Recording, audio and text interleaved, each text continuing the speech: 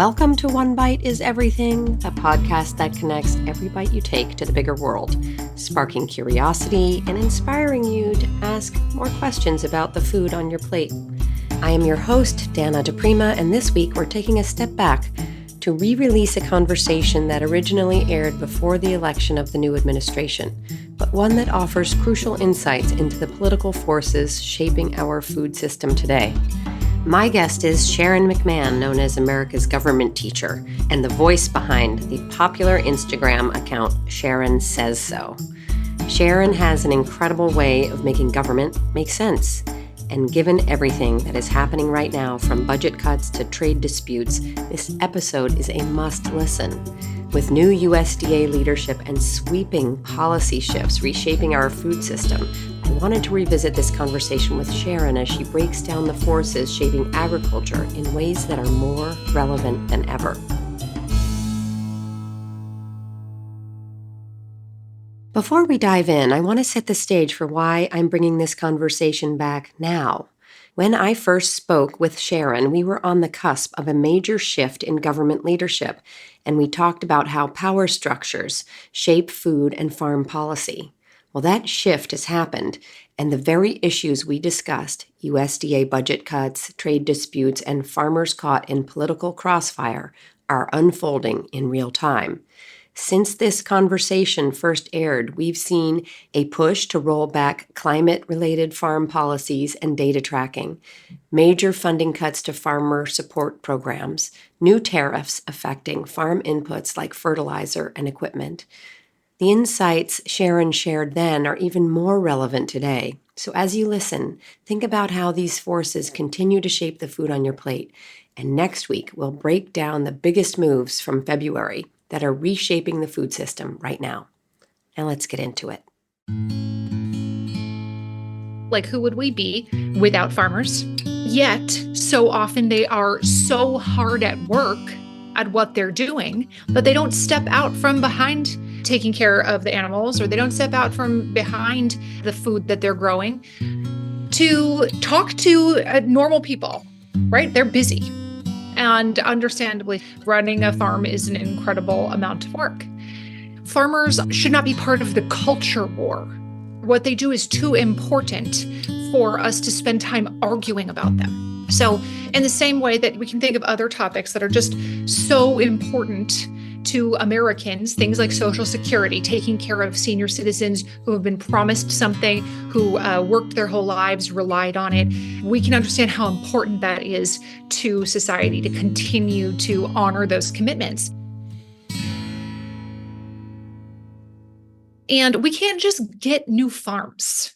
Okay, yes, somebody can open a small-time operation, but to grow food at the magnitude that we need to grow it, to be able to ranch at the magnitude that it needs to happen, where would that new land be coming from, right? We need to protect the farms that we already have, and we need to protect the farmers that we already have, and it's not something to be trifled with, and it's not a wedge issue, and we should not be using it for political clout, and we should not be acting as though farmers are expendable when they're absolutely not.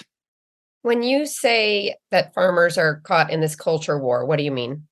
What I'm talking about is the culture war arguing that happens in Congress that is not productive, that is not working on behalf of Americans. And we can all think of a variety of culture war issues that are very prevalent in the United States right now, whether that is related to public schools or related to bathrooms or LGBTQ issues, or there's a variety of very hot button culture war issues that people have differing viewpoints, sometimes based on their religious viewpoints. But farmers should not be part of that equation. You go ahead and argue about who should be on the school board and, feel free to have those arguments and discussions. That's great. But farmers are the backbone of society. They should not be caught in the crosshairs of a culture war. In a year where a farm bill is supposed to be passed to support our farmers, and we're not allowing this to go through. So I feel like in some ways, farmers are a pawn in all of this now. What's going on with that? The reason that this is happening has nothing to do with the quality of the work that farmers are doing or the importance of the work that they're doing.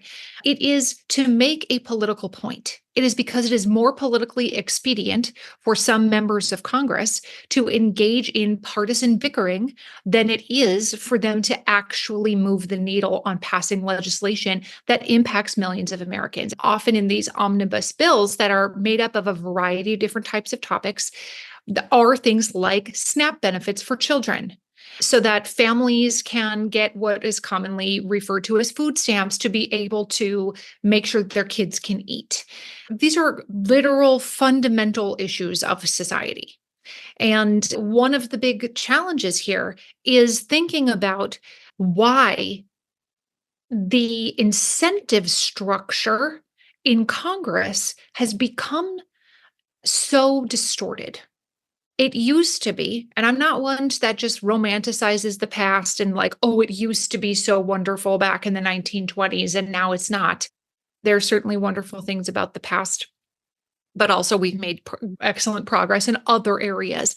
But it used to be that somebody would get elected to Congress based on what they had accomplished for their district or their state, right? Like I helped make sure that the farmers of Missouri or the farmers of Indiana, whatever state somebody is listening from, I helped make sure that they had what they needed. And that was how somebody could continue to get reelected. They maintained their own power based on the results that they were delivering for their constituents. And now the incentive structure has changed. The incentive structure has changed so that it is no longer too often, it is no longer based on results that a member of Congress has achieved for their district or their state, and instead is based on how much that representative or senator has stuck it to the other side. How bad have I made the other side look? How much do you hate that other guy running? Good, then vote for me instead. So they spend all of their time engaged in culture war issues for TV cameras, because those are the viral moments that get replayed on the news, that make the rounds on social media. Those viral moments then fill their coffers with money to then continue to consolidate and maintain their power. And that is one of the primary reasons that people who are engaged in this type of behavior, and that's not to say every single member of Congress, there are some good ones. But we can all probably think in our minds about somebody in Congress where we're like, oh no, not them. You know what I mean? Like we can probably all picture somebody. The reason they do it is because they are incentivized to do it because they get money when they do it. When those moments go viral, when you see the person sitting in a committee lambasting a person who is there to testify, they literally hear ka-ching. They literally see the dollar signs whirring. They can raise millions of dollars from one viral moment. And that is how they consolidate and maintain power, where it used to be based on what kind of results are you getting for my district? Most districts do not think that they are benefiting. Most Americans, Congress has a terrible approval rating right now. It's one of the worst approval ratings that has ever existed. This is one of the least productive Congresses that has ever existed. That used to not be the case. If you didn't bring home the proverbial bacon for your district or state, then you just weren't going to stay in power. I think it's interesting, the evolution of politics with farmers now, as opposed to before. Now we have less than 2% of our population are farmers. So they're less of a voting bloc. Although Right. I thought, even going back to that video, we typically had farmers fitting into maybe a more Republican political space. I'm wondering Mhm. just if you understand the history of all of that and how they got there. I'd love to talk about where they've come. And I think it goes back to power a little bit. Obviously, the power dynamic has shifted to face those viral moments, but those viral moments used to be more centered around what a farmer had to say. I think it's very multifaceted, but I can point to a few things. One is as society has developed, and we have seen this rapid period of growth post World War II and during America's Great Migration, where millions of African Americans from the South, many of whom were agricultural workers, left the South, millions, tens of millions left the South and moved to northern urban areas. We began to see the demographics of farming change. But additionally, it used to be that people in Congress, even the presidents, either came from a farming background or they had relatives that were farmers. You think about like Dwight Eisenhower, Harry Truman. We can think of a ton before them. But as late as the mid 20th century, these were men who came from family farms or their families were farmers. And so they had a very intimate knowledge of what it took to be a farmer, why being a farmer was important. And that has not, as we've developed technology that has made farming more efficient, as large corporations have purchased a lot of farmland and created these giant agricultural conglomerates, and we shifted away from the same number of family farms and into more corporate farming. Farming as an industry, farming as a profession, I think all of those things have contributed to this sort of erasure of farmers in government, this erasure of farmers who then go on to achieve some kind of political power. I mean, one of FDR's vice presidents started a seed company. FDR had multiple vice presidents. One of them started a seed company. He worked in agriculture before he became a vice president. Very, very well known in the agricultural industry. So it used to be that farmers could and would achieve the highest levels of governmental power. The vice president who started a seed company was Henry A. Wallace. Wallace served as vice president from 1941 to 1945. After leaving the vice presidency, he became a prominent agricultural scientist and entrepreneur. Wallace played a significant role in the field of agriculture and made contributions to the development of hybrid crops. John Adams had his little farm in Braintree, Massachusetts. And of course, we all know that George Washington, Thomas Jefferson, et cetera, used enslaved laborers on their very large plantations and farms. So this idea that farmers were in charge is fundamental to the American experiment. And that has, since the mid 20th century, that has no longer been the case. Now, LBJ had a ranch, but he was in politics for most of his adult life. His was like a hobby ranch, maybe.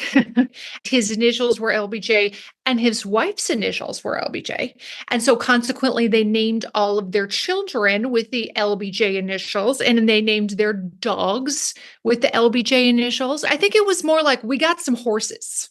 That was a little bit more of like, we got some land and we got some horses and sometimes we ride them. I can think of one other farmer president, which is Jimmy Carter. Jimmy Carter was a peanut farmer, and he actually legitimately was a peanut farmer, like legitimately worked his family's farm. But since then, since the 1980s moving forward, the last 40 years, people might have had some land in Texas and some horses like the Bushes, but they were not out there for money. Mm-hmm. No. And I'm not saying that none of these presidents care about farmers or that they did nothing for them. I'm not making that assertion. I'm just saying that the time of farmers being in charge of government, we've moved away from that. And the time of members of Congress being from farming families, we've moved away from that. And that shift in perspective corresponds somewhat with this rise of corporate agriculture and the erasure of farmers from public life.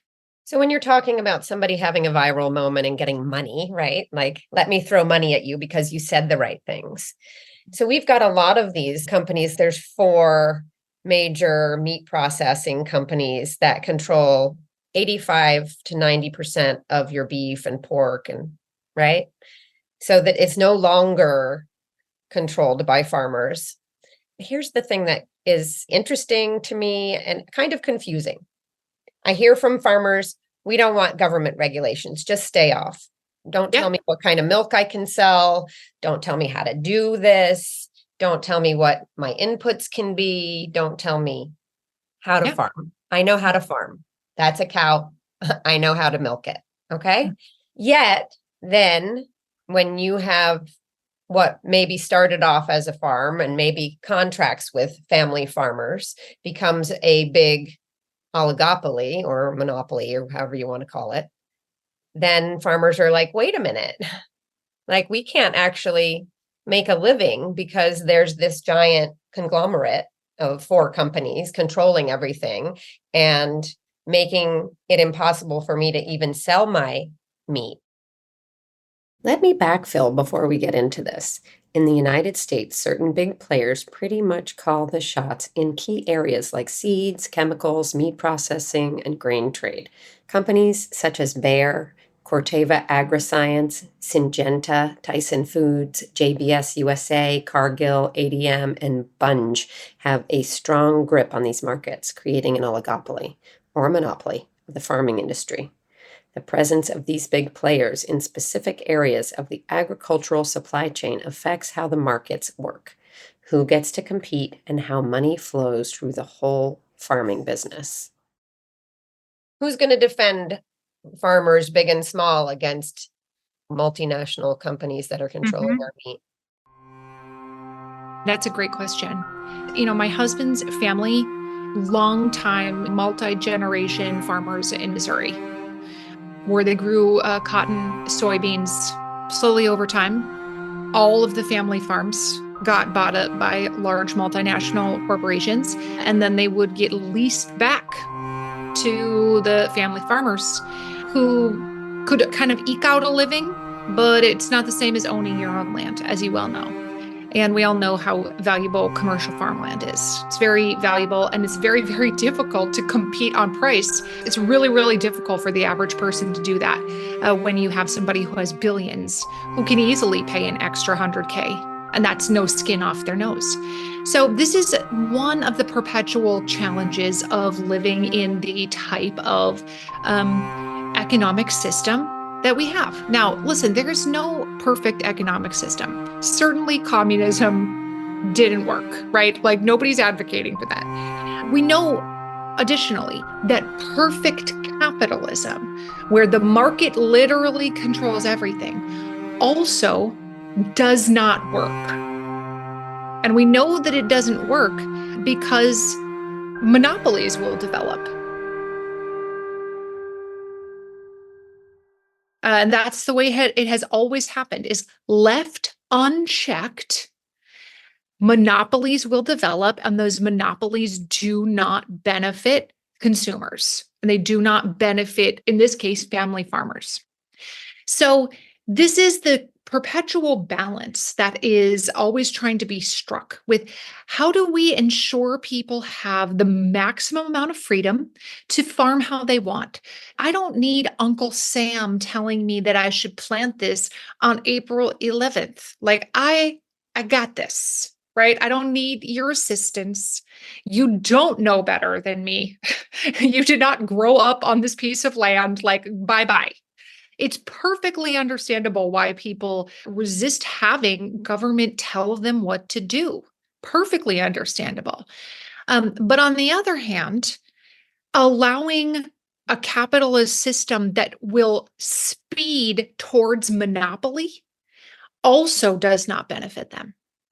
So, too much of one thing ultimately ends up being harmful. We can't have no regulations and then everybody drinks tainted milk, right? And gets sick with like listeria and whatever. We can't have no regulations. Some farming regulations dramatically decreased child mortality from things like tainted milk. So we need some regulations to keep our food supply safe. But we don't need so many regulations that it prohibits people from doing their job. So it's about trying to find this balance between how do we keep people safe? How do we let people have the freedom to do their job? But then now you have to throw in this notion that how do we protect family farmers from massive multinational corporations? And in some cases, how do we protect family farmers from foreign countries that are buying up portions of our farmland because they can't grow alfalfa in Saudi Arabia, but they can grow it in Arizona with tremendous amounts of irrigation? And then they can use that alfalfa for the things that they want to use it for. So, how do we protect family farmers from this situation? And the choices really do come down to let capitalism run unfettered and let the chips fall where they may, or government involvement. Those are often the two choices in this scenario.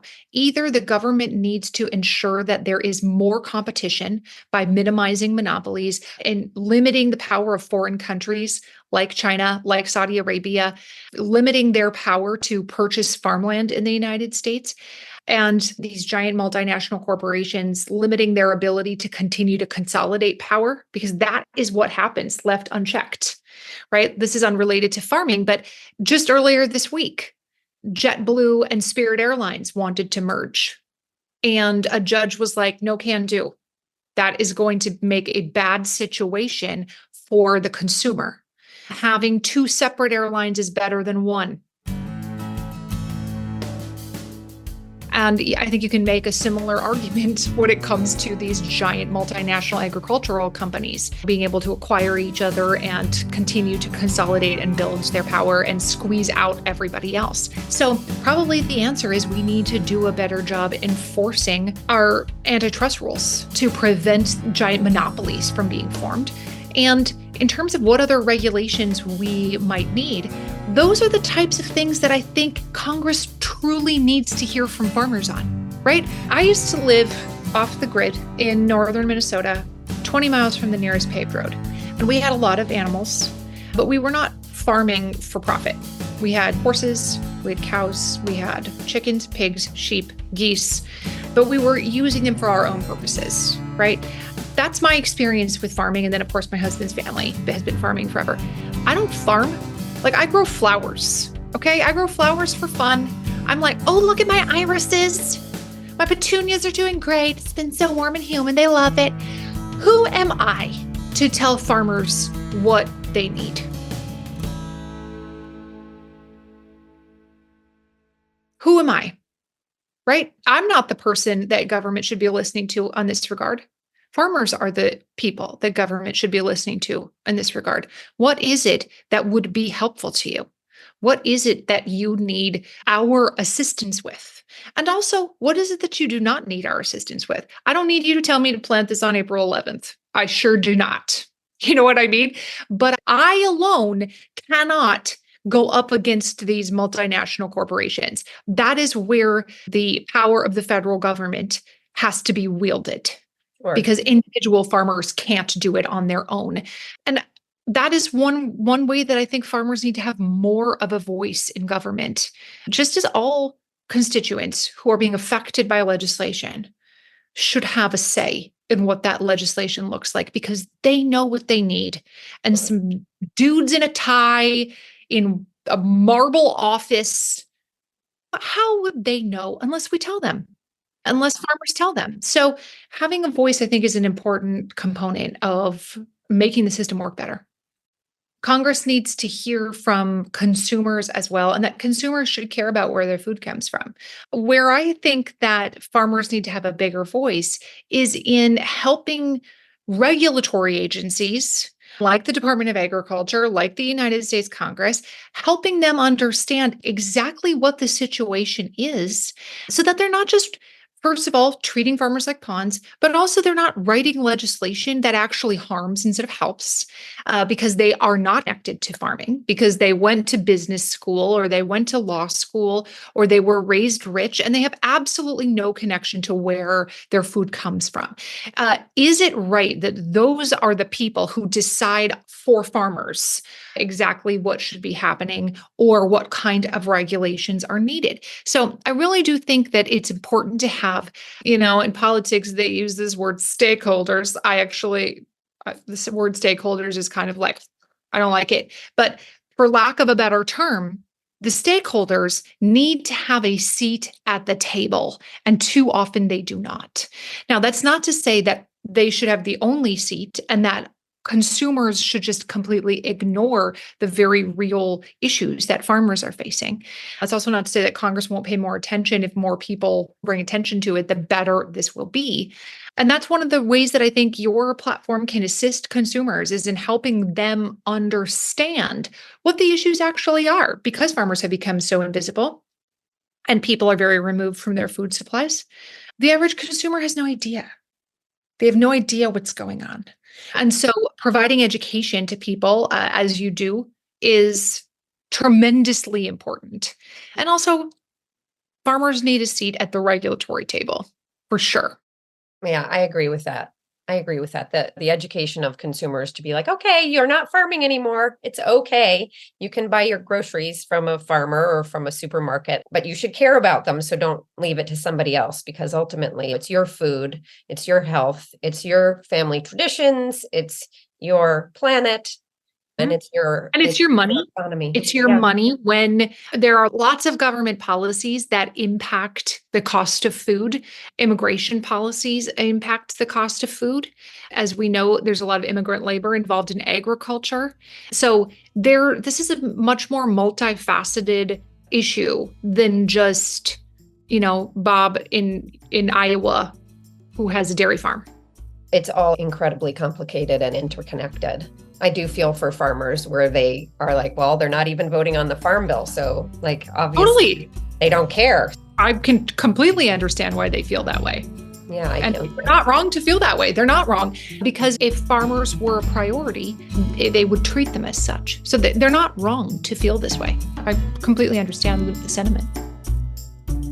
I wanted to reshare this conversation that I had with Sharon McMahon to break down the intersection of farmers, government, and the shifting political landscape before it really shifted. Though this conversation took place before the new administration took office, it provides key insights into the deeper forces at play in American agriculture and food policy, forces that continue to shape the decisions being made today.